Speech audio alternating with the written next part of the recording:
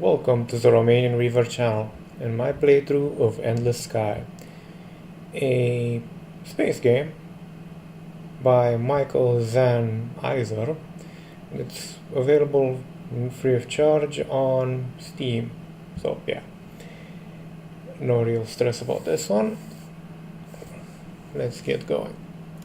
See how far we can fuck ourselves in this one. The bank's architect is what you would have called architecture is what would have called futuristic back when you dreamed that the future would be less squalid than the present. Story above story of curves and spires and balconies all in gleaming metal. A doorman stands by each of the heavy glass doors. You're wearing your very best clothes, but you feel shabby next to them. The loan broker's office is equally intimidating. Large computer monitors fill the walls with stock quotes and other information spilling down them almost too fast to read. You occasionally glimpse the names of places that you have only seen in movies. Aldebaran, Tarazed, Earth.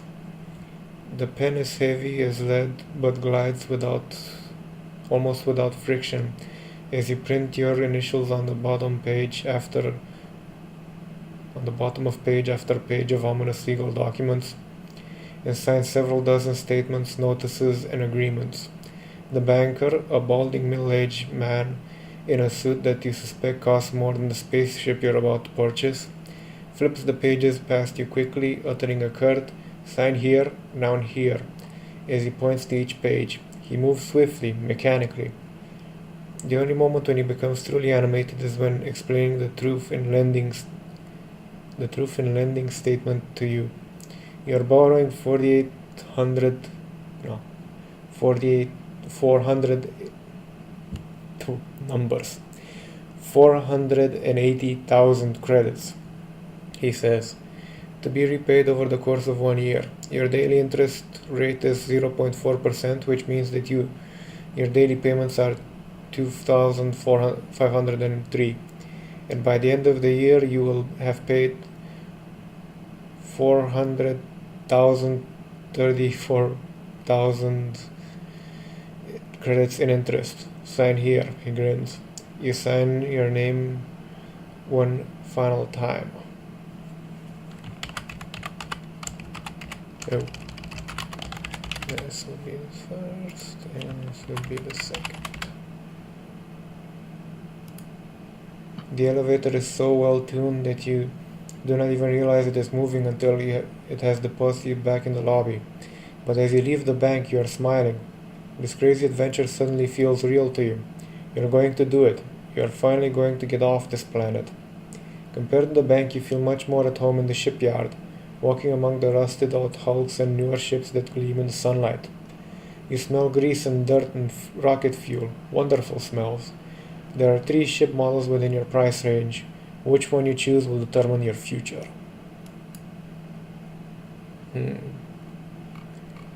Shuttle, which is basically a sort of armed, if I'm not mistaken, passenger transport. Light freighter, which is basically for cargo mostly, but I think it can also carry passengers to a degree. Of course, you won't be carrying, how should I put this, VIPs in this. And the Sparrow, which carries only missiles and guns and other lovely stuff. I'm feeling a bit Firefly-ish. The Syndicate CT-50 Star Barge is little more than a cluster of cargo containers with an engine at one end and a cockpit on the other. It is slow and an ugly ship, but it can carry enough cargo to earn its captain a steady income even in parts of the galaxy where it is hard to find passengers to carry or courier missions. Because they often carry valuable cargo and because they are too slow to evade any attackers, star barges are a common target of pirates. So we have to mount turrets. Well, the turret. Let's see about the others, just out of curiosity. Classified as an interceptor rather than a fighter because it has its own hyperdrive instead of needing to be carried inside a larger ship. The Tarazet Sparrow is the smallest and cheapest combat ship available. Because of its limited cargo and passenger space, the primary way for a Sparrow pilot to pay the bills is by hunting pirates, or by becoming one. In either case, it is a perilous way to earn a living. Insurance reports indicate that as many as 2 out of 3 first-time ship buyers who choose to pilot a Sparrow lose their ship, and often their life as well, within the first month of owning it. So basically you have no turrets and only gun ports. Let's see about the shuttle. Although Betelgeuse Shipyards produces other ship models as well, the majority of their profits come from the sales of the shuttle. This versatile ship serves equally well as a passenger transport or a cargo carrier. It happens to be the cheapest ship you can buy, which is capable of hyperspace travel.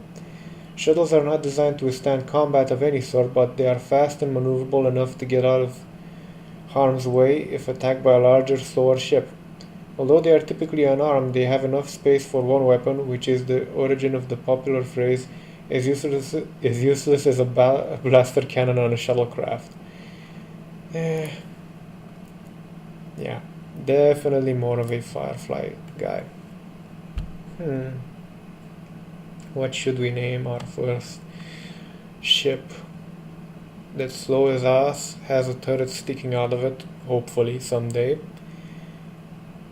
and not enough speed to escape anything.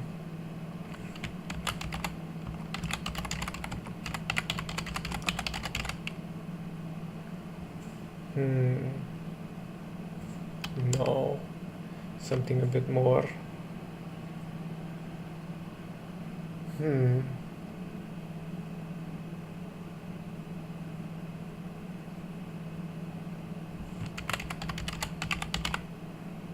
Not too small for that. That's what we'll name our freighter if we ever get to a bigger one. Names being names, this is quite hard.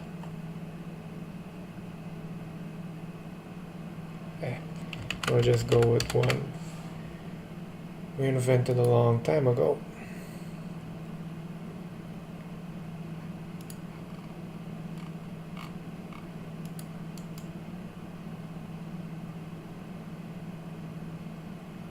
Okay, we have 105,000 credits. With some trepidation, you give the shipyard owner your money and take your new ship for a test drive, piloting it out of the shipyard and onto a spare landing pad by the spaceport. Then you get out and look at the ship over a bit more closely. You're busy polishing out a few rust spots with a piece of steel wool when an old man in greasy stained coveralls walks up. "Nothing quite like buying your very first ship," he says.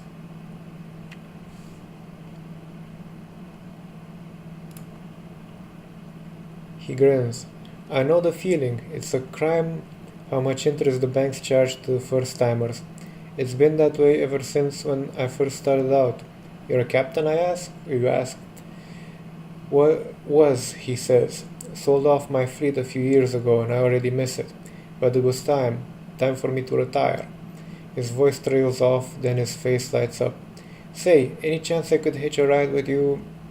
Maybe show you the ropes, give you some pointers?" "I could pay you, of course." "Sure. Where are you trying to get to?" Considering we've only really looked at the control scheme for this game, I think we need all the help we're gonna get. "Well," he says, "I've got a spot reserved in a retirement home, but I don't mind taking a roundabout way to get there. For starters, how about you give me a lift to New Greenland? It's just one jump away from here. I can mark it on your map." "Great," he says. "My name is James, by the way. Romanian Reaver, you say?" "I'm looking forward to traveling with you, Captain Reaver," says James. As you're helping him wheel his luggage aboard and showing him his bunk, he says, "Before we take off, you might head on over to the trading center and stock up on medical goods. We can sell those for a good profit on New Greenland. Or take a look at the outfitter if you like, but don't sell too much here compared to to on the big manufacturing worlds.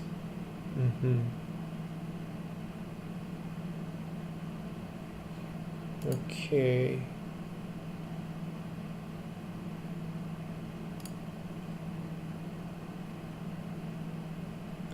This is the trading panel. Earn money by buying commodities at low price in one system and selling it at a higher price elsewhere. Who doesn't know the basics of capitalism? I mean, even a 10-year-old will know that one. To view a map of commodity prices in other systems, press M. To buy or sell, click on Buy or Sell, or select the line with the up and down arrows and select and press plus or minus or enter and delete. You can buy 5 tons at once by holding down Shift, 20 by holding down Control, or 100 at a time by holding down both. So Control, Shift, and plus or minus, enter or delete. Well, let's hope we're never forced to hit Control Alt Delete, but yeah. He said something about medical.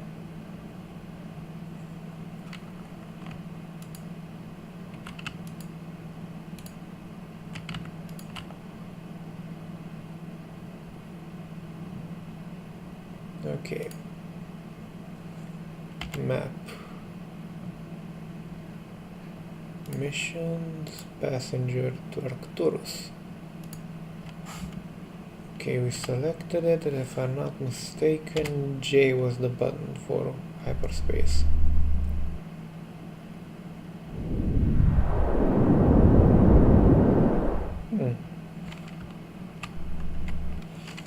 L was to go to... yeah, that's New Greenland, I think.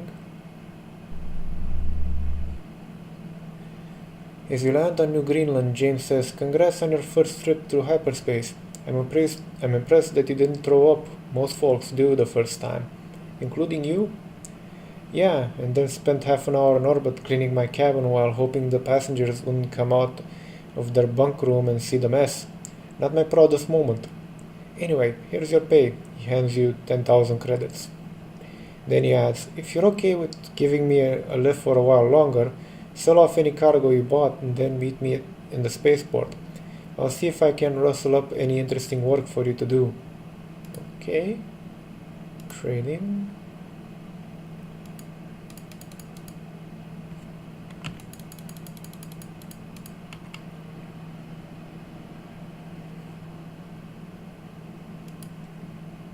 They need, I think, industrial and electronics here. Let's see about spaceport. The spaceport on New Greenland is small enough that it doesn't take long to find James. He's talking with a man wearing what looks like a doctor's coat. "Captain Reaver," says James. "Glad you could join us. It turns out there's been a flu outbreak on Heartland, and they're asking every captain with space to spare to carry some vaccines and other medical supplies over there. Are you willing to help out?"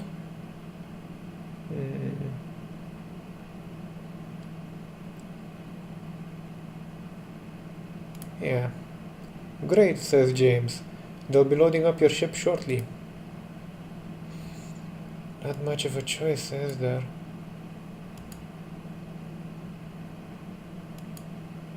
Hiring extra crew is only useful if you plan on capturing enemy ships. Each crew member, other than yourself, is paid 100 credits per day. Larger ships require more than one crew member, but you will automatically hire the minimum of crew when you buy those ships. Crew members take up space and can otherwise be used for passengers. Okay, so no, we're not planning on doing anything. In a freighter, oh shit, how do we get there? Travel with your new friend James to Heartland Caroli system and deliver 48 tons of vaccines. I think we're gonna head via this, and this, I think, most likely. You can't travel to systems that don't have a, I'm gonna say hyperspace route, but I don't know if it's called like that. This one seems to have a shipyard.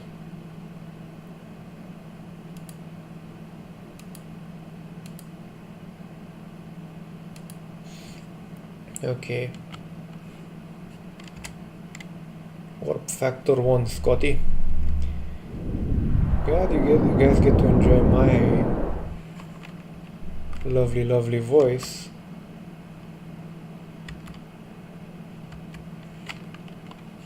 Okay, so the system's transit.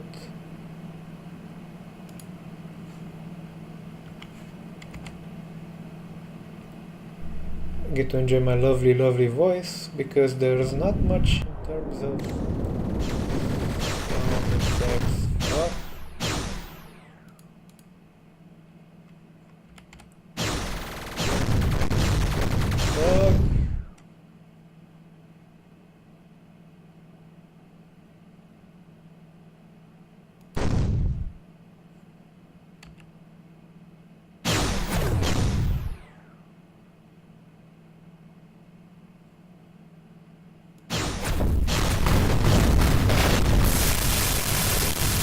Okay, so not that way.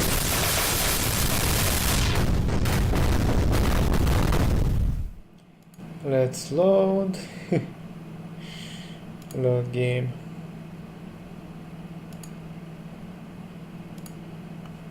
Okay, so not that way.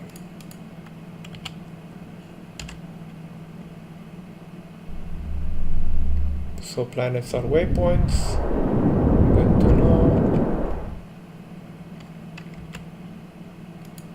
Oh, we headed the wrong way last time.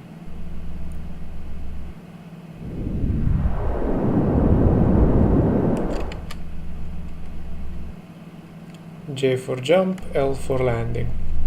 Not too difficult. You drop off the shipment of vaccines on Heartland and collect your payment of 30,000 credits. Hauling freight, says James. Not the most glamorous job or the most interesting, but you're always guaranteed steady income. And once you know the galaxy a bit, instead of taking missions, you can find your own trade routes to follow. The only problem is, build up a big enough fleet and the pirates begin to take notice. Did you have a lot of trouble with pirates when you were a captain? Some. That's why you can't just go trapezing around the galaxy in a fleet of unarmed star barges. Every pirate within a week's travel will hear you're coming through and come after you.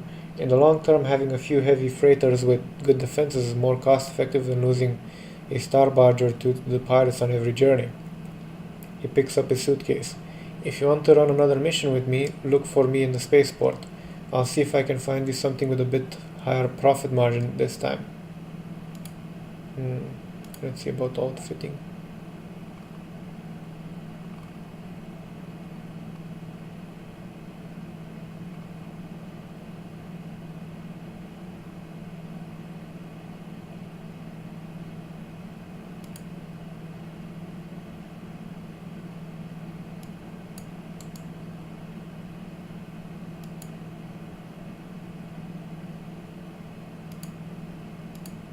I'm going to guess these can be.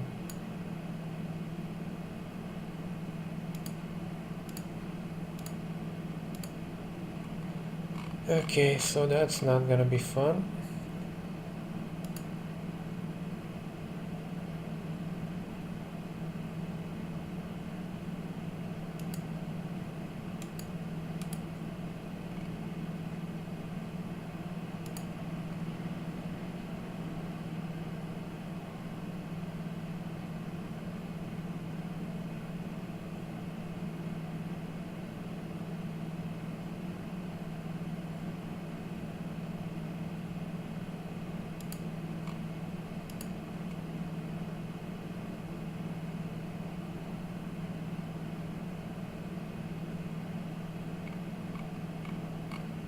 So these are going to be required when we're fitting something a bit more intensive.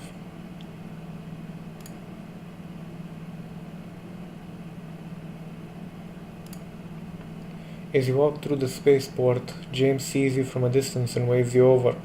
As you approach, the smell of raw fish overwhelms you. "I found another job for you," he says. "Is it by any chance an unusually smelly job?" "It is indeed," he said. "But a lucrative one. 34 tons of raw eel needs to get to Ingat while it's still fresh, and that means It needs to be there no later than 27th of November. If we take a direct route, there should be no trouble making delivery time. What do you say? Sound good. Let's do it. Great, he says. You might want to stop by the outfitter and buy a local map, by the way. Hyperspace routes aren't always logical, and the last thing you want to do is get lost and end up with a pile of rotten fish with no one wants filling up your cargo hold. Yeah. A local map would not be remiss. Let's see which way.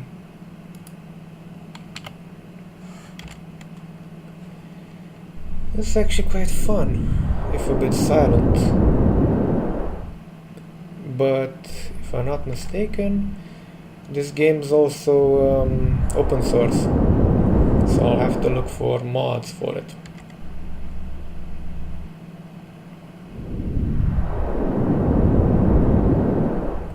Hopefully ones that don't cause the save to go like, nope, not safe compatible. By now your entire ship smells like brine and raw fish, but as best as you can tell, the fish is still fresh enough to eat. The dock workers on in got offloaded without comment and give you your payment of 35,000 credits. If you can line them up right, says James, rush deliveries can be your best source of income as a freighter pilot or captain. And keep your eye out for missions with large amounts of cargo too, because your barge's hold is definitely big enough to handle them. And if you've got any cargo space to spare, you know what the prices are going to be at, and you know what the price. Be sure to stock up on something you can sell for a profit. I would recommend if I want to do more than just carry cargo. He paused for a moment to think. Then he says, unless you want to do something really risky like hunting pirates, your best bet is to work with the Navy, or the Syndicate, or one of the local militias. And any of those would be a decent choice, although they've each got their own problems. If any of them offer you a mission, go ahead and take it. That's a good way to build connections and get to know the lay of the land. He glances towards the spaceport and says, anyway, if you want to make one more trip with me, you know where to find me. This guy is just reliving past glories, isn't he? Let's see about outfitting.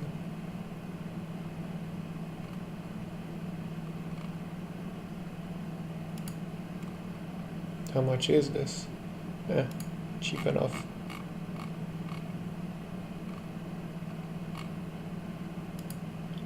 A meteor missile serves as ammunition for the meteor missile launcher. Each missile launcher has the capacity for 35 missiles. You cannot install missiles if you have not first purchased a launcher to store them in. Although not the most accurate or damaging of weapons, the energy blaster is popular because it is small enough to be installed on even the tiniest ships. One blaster is not enough to do appreciable damage to anything larger than a fighter, but the ship equipped with several of them becomes a force to be reckoned with. Jawohl, Herr Kommandant. Anyway. Any shipyard? No. You find James talking with a group of miners who seem to be old acquaintances of his. As you approach, he says, well guys, here comes my ride. I should probably say goodbye. They head back off to do their work. Every time I land here, says James, I'm amazed that this station hasn't been wiped out yet by a meteorite. Can you imagine spending your life here? It does seem awfully isolated, but some people might enjoy the solitude. I suppose, he says. Anyways, I think it's time for the last leg of my journey. Do you think you can give me a lift to Hesha? I'll pay you quite well for your services, of course. Sure, I can take you there. Once again, you walk back to your ship with James. Once you get there, as he's stowing his luggage, you pull up the information your computer has on Hesha. It's one of the paradise worlds, terraformed to have a perfect climate, accessible only to the very wealthy. You wonder whether James is going to be able to fit in there. Anyone want to guess if James is basically the Bill Gates of this particular game universe?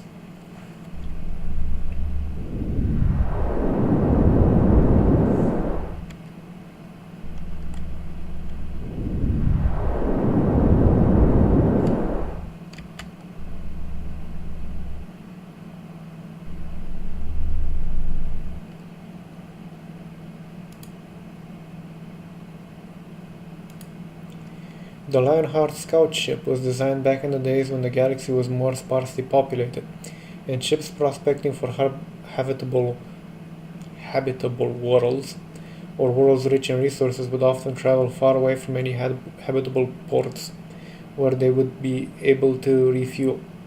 Although the galaxy has now been much more thoroughly explored, the Scout remains a popular ship for long distance travel. Star Queen. The Star Queen is a relic of a more peaceful period of galactic history, a luxury liner for high-end tourists. Every cabin has its own minibar, and the bathrooms have marble tile and showers that use actual hot water instead of chemicals or sonic vibrations. Holler. Several centuries ago, in the early days of the Republic, the sudden increase in commerce and space travel led to high demand for cargo ships. Haulers were first created simply by bolting a cockpit and engine block onto a cargo container, and the basic design has not changed much since then. Nope. Heavy freighter, Behemoth. The Behemoth is a recent ship designed from Betelgeuse shipyards, designed as an alternative to the Syndicate bulk freighter. Although its cargo capacity is somewhat lower, it's also more maneuverable and packs a heavier armament by default. Interceptor. Light warship. Heavy warship. Fighter. Okay, Berserker. Once one of the most popular interceptor class ships, the Berserker's popularity is now waning in favor of more modern and versatile ships like the Hawk. Although limited numbers are still produced by Betelgeuse shipyards, most Berserkers that are in service today are more than half a century old. So this is basically like a Centurion Mark 7 still being in active service today. Damn.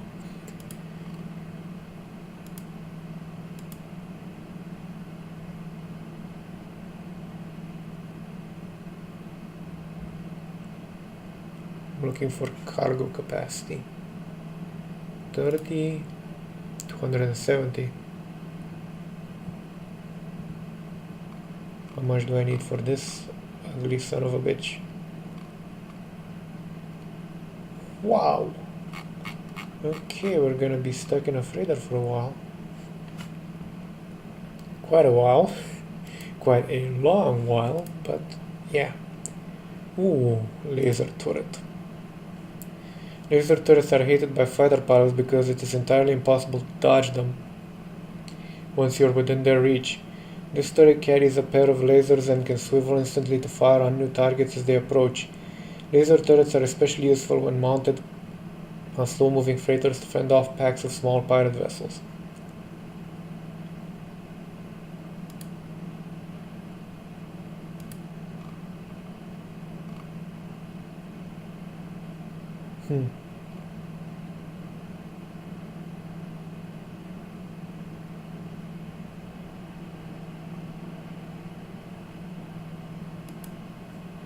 Mass expansion allows you to sacrifice some cargo space in order to make room for more outfits.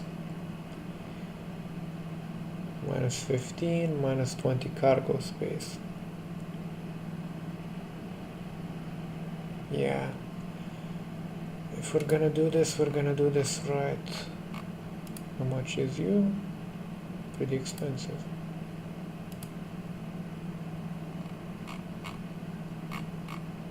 Come on.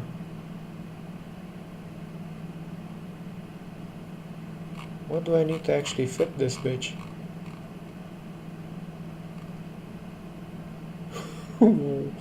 Wow, that's a lot of engines.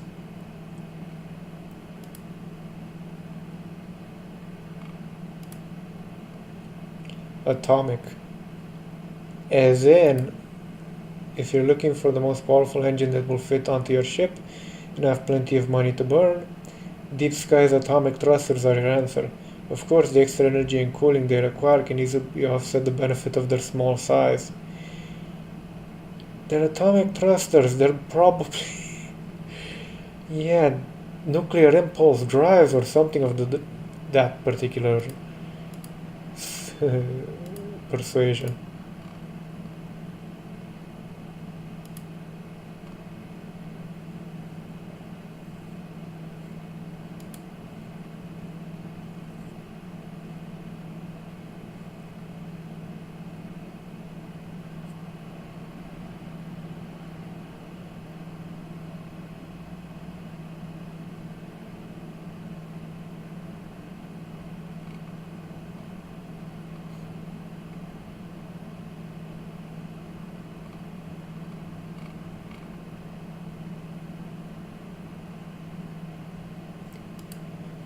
Oh, how I'd wish to get one of these. But how do you fit something in there? Okay, so we need, just to be sure, takes up 22 tons of outspace space, and this ship has 20 tons free. So how do we free up space?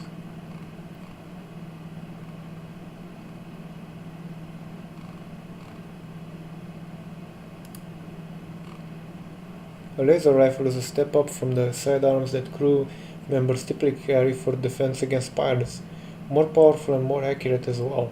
For each of these rifles that one of your crew is wielding, your odds of capturing another ship or defending your own ship from boarders are increased substantially.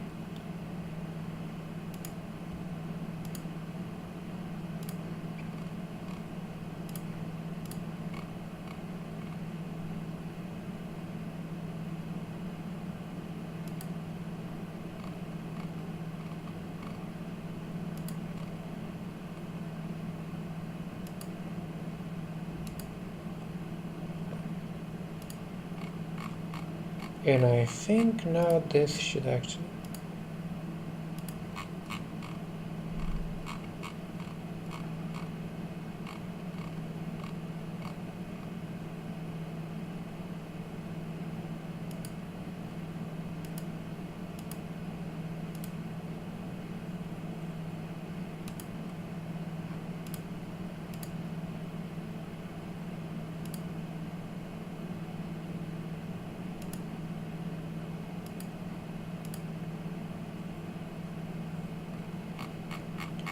Now it should fit. You bloomin' son of a bitch.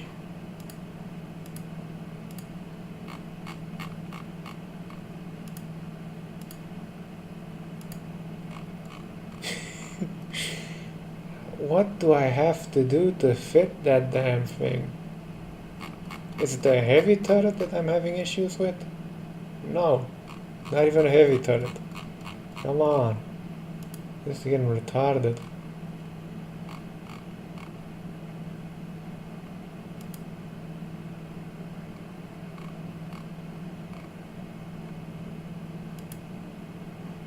Well, at least we can buy this. If we're ever so fucked.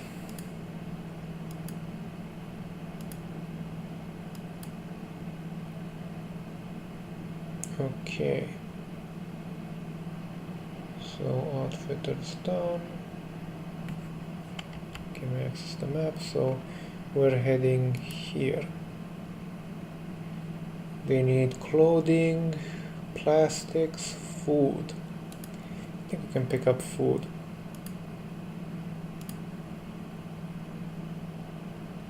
Very high price.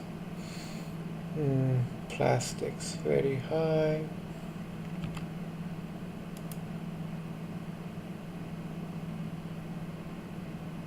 Equipment.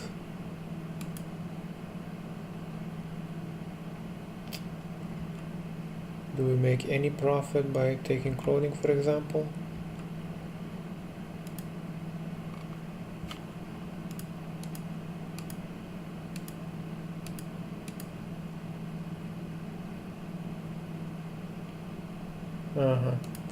Well then, we're gonna have to just create our own route.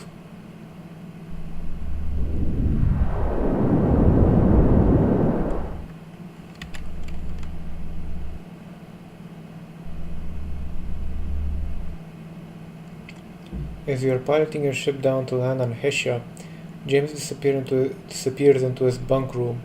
After the ship has landed, he comes out, no longer in the grease-stained coveralls he's been wearing up until now, but in a suit. As a lifelong textile worker, you automatically note that the suit is made of real wool, very finely woven, and it has been tailored to fit him. He smooths down the front of the suit distractedly, and then looks at his hands as if unsure of where to put them. How do I look? Well, that's the other thing about being a captain, he says. You can get filthy rich. There's an awkward pause. You're unsure of how to respond. Then he says, thing is, This here planet is one of the most exclusive retirement communities in the galaxy. Plenty of the locals are probably worth more than 1 billion credits, but there's mostly financial or business types here, or old money. I'm rich enough to be here, but I just hope they're willing to socialize with someone who made his fortune flying a ship. He hands you a credit chip worth 30,000 credits and says, "Best of luck to you, Captain. Don't hesitate to look me up if you're ever in the area." You need someone to talk to. Well, considering you guys probably are bleeding out the ears right about now, I say this is as good a point as any to leave it all for now. Nearly had a perfect run with a game that doesn't record properly on this recorder. Nearly. Thank you, Steam, for fucking that one up. Anyway, thank you for watching, and until next time, bring cotton swabs or any form of cotton. You'll need it for your earlobes. Well, ears in general. Oh, and buff the